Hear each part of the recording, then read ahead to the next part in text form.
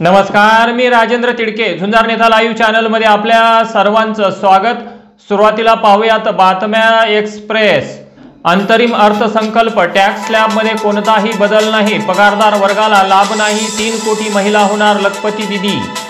मराठा आरक्षणाचा तिढा, मुंबई उच्च न्यायालयाचा ओबीसी संघटनेच्या याचिकेवर तातडीने सुनावणी घेण्यास स्पष्ट नकार। अंतरिम बजेट 2024 प्रतिक्रिया, मोदी म्हणाले 2047च्या भारताचा पाया मजबूत करेल बजेट, थरूर म्हणाले ठोस काहीही नाही। अर्थसंकल्पाचे मला काही कळत नाही, बजेटमधून मराठा आरक्षण देता आले तर द्या, मनोज जरांगे यांचा विरोधकांना खोचक टोला।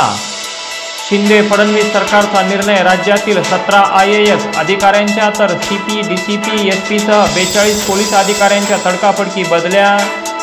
संभाजीराजेंना महाविकास आघाडीने घातली अट, कोल्हापुरातून लोकसभा लढवायची असेल तर आघाडीतील प्रमुख 3 पक्षांपैकी एकामध्ये प्रवेश करा। विकसित भारताचा संकल्प सांगणारा अर्थसंकल्प, 9 कोटी महिलांकरिता क्रांती आणण्याचा प्रयत्न, उपमुख्यमंत्री फडणवीसांकडून स्तुती।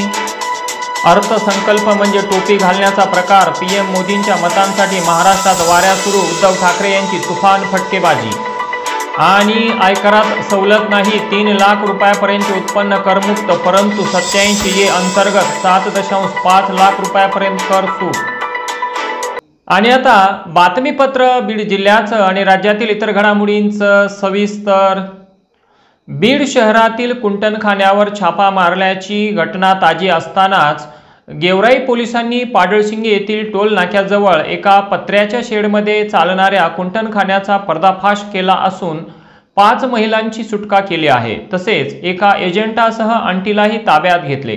ही कारवाई बुधवारी सायंकाळी 6 वाजण्याच्या सुमारास केली।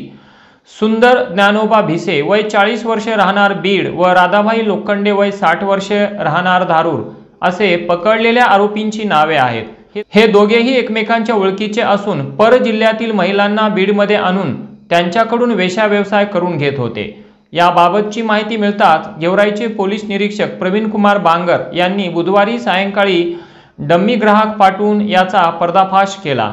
यावेळी सातारा, इचलकरंजी, अमरावती, पुणे येथील 5 महिलांची सुटका केली। तसेच आरोपी विरोधात गेवराई पोलीस ठाण्यात गुन्हा दाखल करण्यात आला असून ही कारवाई पोलीस अधीक्षक नंदकुमार ठाकूर, अप्पर पोलीस अधीक्षक सचिन पांडकर, पोलीस अधीक्षक नीरज कुमार राजगुरू यांच्या मार्गदर्शनाखाली पोलीस निरीक्षक प्रवीण कुमार बांगर, पोलीस उपनिरीक्षक संतोष जंजाळ, संजय राठोड, राजू भिसे, रेणुका भैरवाळ, संजय सोनवणे आदींनी केली।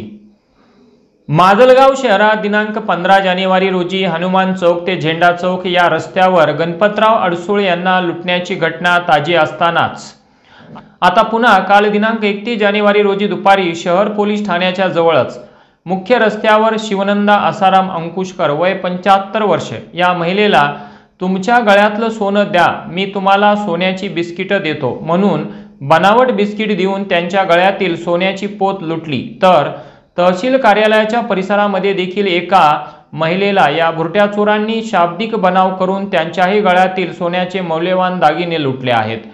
चोरट्यांच्या लुटमारीने माजलगाव पोलिसांच्या कार्यक्षमतेवर प्रश्नचिन्ह निर्माण झाले असून नुकतेच रुजू झालेले पोलीस निरीक्षक केतन राठोड यांना चोरट्यांनी एक प्रकारे आव्हानच दिले असल्याचे नागरिकांमध्ये बोलले जात आहे। बीड शहर पोलीस ठाण्याच्या जवळच असलेल्या सारडानगरी समोरील चंद्रप्रकाश शेट्टी यांच्या विशाल साडी सेंटर मध्ये बुधवार दिनांक 31 जानेवारी रोजी रात्री चोरीची घटना घडली। दुकानाच्या समोरचे शटर तोडून चोरट्यांनी गल्ल्यात असलेले 4.5 लाख रुपये लंपास केले। घटनेची माहिती मिळताच शहर पोलीस ठाण्याचे अधिकारी आणि कर्मचारी यांनी घटनास्थळी भेट दिली व पंचनामा केला। धारूर तालुक्यातील भोगलवाडी हे गाव मुख्य महामार्गापासून 5 किलोमीटर दूर असून गेल्या 2 वर्षांपासून या गावचा रस्ता अत्यंत खराब झालेला असल्यामुळे या रस्त्यावरून ये-जा करताना प्रवाशांसह वाहनधारकांचे बेहाल होत होते।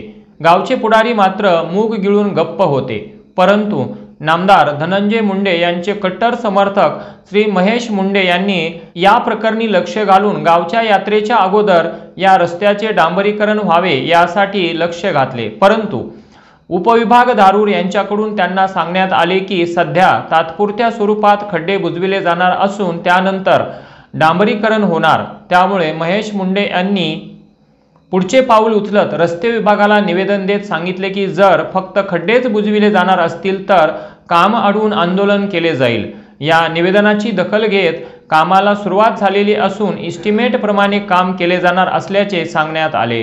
डांबरीकरणासह दोन्ही बाजूने अतिक्रमणही काढले जाणार आहेत।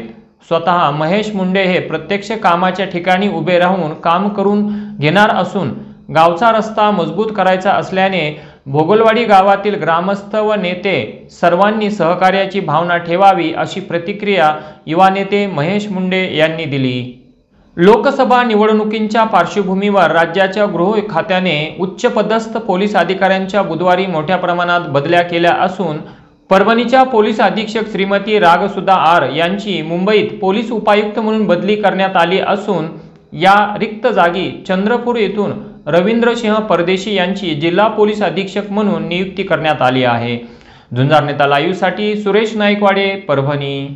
आणि याचबरोबर आजचं बातमीपत्र संपलं। उद्या पुन्हा भेटू काही नव्या आणि ताज्या घडामोडींसह। तोपर्यंत पाहत राहा झुंजार नेता लाईव्ह चॅनल, लाईक करा, सबस्क्राईब करा आणि खाली दिलेल्या बेल आयकॉनला प्रेस करा। तोपर्यंत नमस्कार।